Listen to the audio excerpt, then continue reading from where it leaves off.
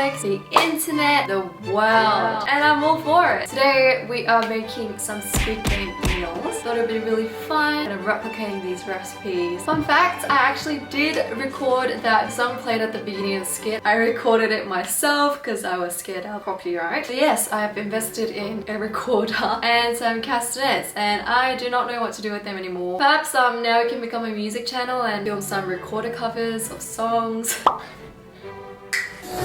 Feel free to like and subscribe. Hope you guys enjoy this video. Let's get started.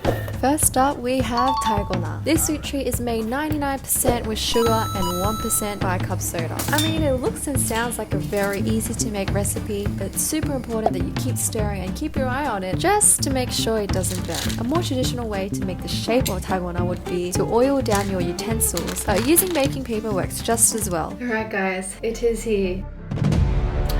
But yeah, so we're going to attempt to actually break it. I bought a chopstick with... Oh, chopstick. I brought a toothpick with me. Okay, here we go. Okay.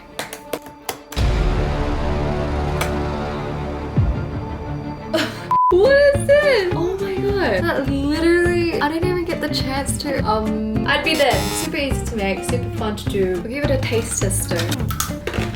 Tastes like sugar. Really good though. Next up, we have some corn and potato. What's an iconic duo? I have such fond memories of my childhood going to Korea and snacking on freshly roasted potato and corn as sobisu at some restaurants. Hello friends, so we are having corn on the cob, some potato. Now, I also brought yogurt to have on the side. Starting with the potato. So creamy. As I was steaming this, I actually burnt the pot, and my mom is not too happy about that. Yeah, I just didn't have enough water at the end, so it burnt the bottom of the pan, but it was definitely worth it.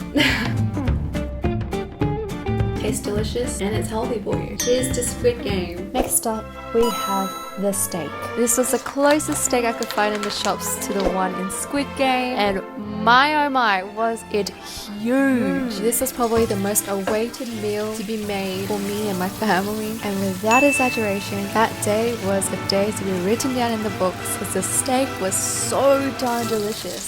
You know what? I'll just let the video do the talking for itself.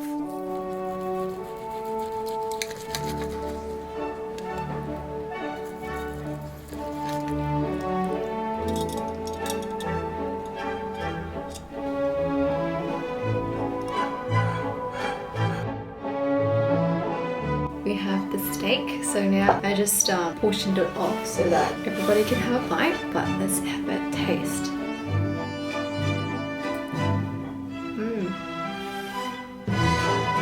Really good. Ideally, I would prefer medium rare, but my parents eat quite well done, so this crispy outer layer inside is super soft and delicious.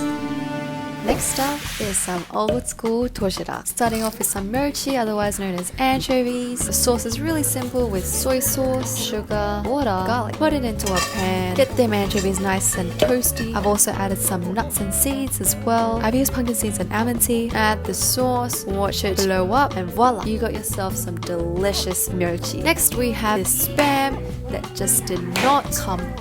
I used spam in replacement for beans, which I could not get. We're also making 볶음 kimchi, otherwise known as fried kimchi. Oh my goodness, 볶음 kimchi just hits different. There's just so much more flavor and it's so delicious. And finally, for the plating, in this ugly ass black box that I could find, I've added some quinoa and brown rice, and of course, you cannot forget the egg. Good morning guys. So first up, we're gonna start off with the doshira, and I actually substituted the beans with spam instead, inspired by Doobie-Dooba. I try to replicate it as similarly as possible. Lots of nutrition, lots of colors. You got your mix of protein, carbs, veggies, and fats. So I know I don't have the tin, the iconic tin, but this black box will have to do.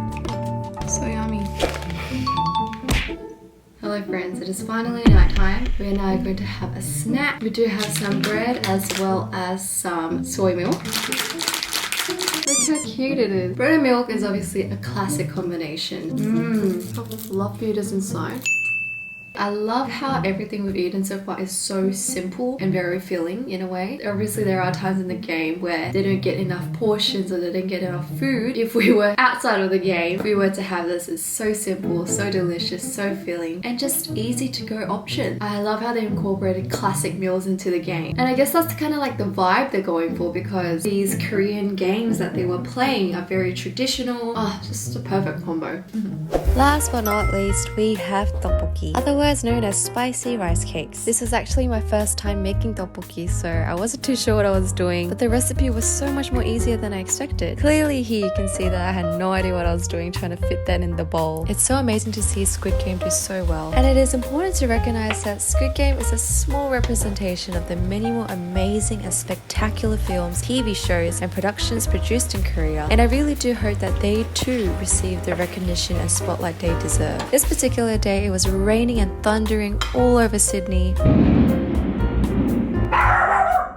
But truly, the tteokbokki made everything so much better. Now we are having a final meal, which is tteokbokki. It's not part of the game, but it was a part of the series, so I decided to make it. Really good. Can't go wrong with good tteokbokki. I didn't have any fish cake. I was very disappointed. It's so easy to make. The sauce was literally chili powder, chili paste, soy sauce, and sugar. That's it. I actually used stevia sugar instead of just caster sugar, and it tastes just as good. And that is the end of this video. Big congratulations to Squid Game for its success. I'm so sorry. I know I haven't been posting a lot these days, but I have some fun videos coming up, I promise. So I'd appreciate it if you guys could stay tuned and click that notification button, and I'll see you guys in the next one. Bye!